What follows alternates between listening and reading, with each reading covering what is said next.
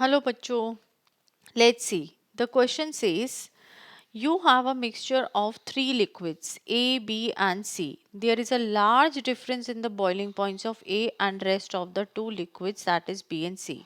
The boiling point of liquids B and C are quite close.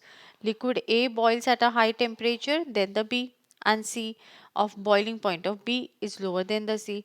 How will you separate the components of the mixture? Draw the diagram showing the setup of the apparatus for the process.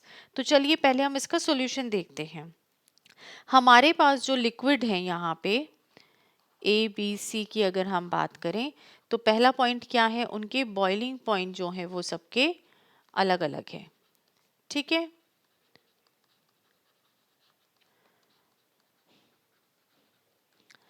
अब अलग अलग boiling point होने का मतलब क्या हो गया कि वो वेपोराइज होंगे। अब जब वो वेपोराइज होंगे तो वो किस पे होंगे, एट डिफरेंट टेम्परेचर। उनके टेम्परेचर जो होंगे वो भी अलग अलग ही रहेंगे। अब यहाँ पे क्या हुआ कि जो वेपर्स हैं आपके, जब आप उनको कूल डाउन करेंगे तो क्या हो जाएगा, ऑन कूलिंग लिक्विड फॉर्म हो जाएगा और जो लिक्विड वहाँ पे फॉर्म होगा उसको आप सेपरेटली कलेक्ट कर सकते हैं। अब अगर मैं बात करूँ लिक्विड ए की, तो लिक्विड ए को मैं सेपरेट कर सकती हूँ फ्रॉम बी एंड सी। क्यों? क्योंकि यहाँ पे बहुत ज़्यादा डिफरेंस है इन बॉइलिंग पॉइंट। ठीक है, अब मेरे पास ए जो है वो सेपरेट हो गया।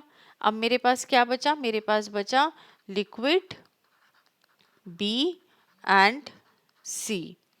अब जब मेरे पास लिक्विड बी एंड सी बचा तो उनकी जो बॉइलिंग पॉइंट है वो लगभग लगभग आसपास हैं, तो उनको मैं सिंपल डिस्टिलेशन से सेपरेट नहीं कर सकती। तो मैं क्या टेक्निक लगाऊंगी, फ्रैक्शनल डिस्टिलेशन की। अब जब मैंने फ्रैक्शनल डिस्टिलेशन की टेक्निक यहाँ पे लगाई तो उससे ये सेपरेट हो गए। तो फिर क्या होगा कि मेरा लिक्विड बी जो है वो पहले डिस्टिल्ड आउट हो जाएगा। और यहाँ पे अगर मैं बात करूँ ऑर्डर की ऑफ बॉइलिंग पॉइंट्स, तो बॉइलिंग पॉइंट का ऑर्डर क्या होगा, बी का सबसे कम, फिर सी और ए का सबसे ज़्यादा। ये आपका बॉइलिंग पॉइंट का ऑर्डर रहेगा। अब नेक्स्ट उसने बोला कि हमें डायग्राम शो करना है।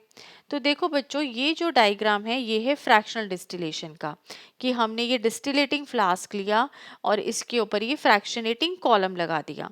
अब यहाँ पे ये जो है कंडेंसर है, तो जो भी वेपर्स यहाँ पे बने वेपर्स कंडेंसर में गए, because of this running cold water वो कंडेंस हुए और हम यहाँ पे अपने फ्लास्क में उसको सेपरेट करते गए।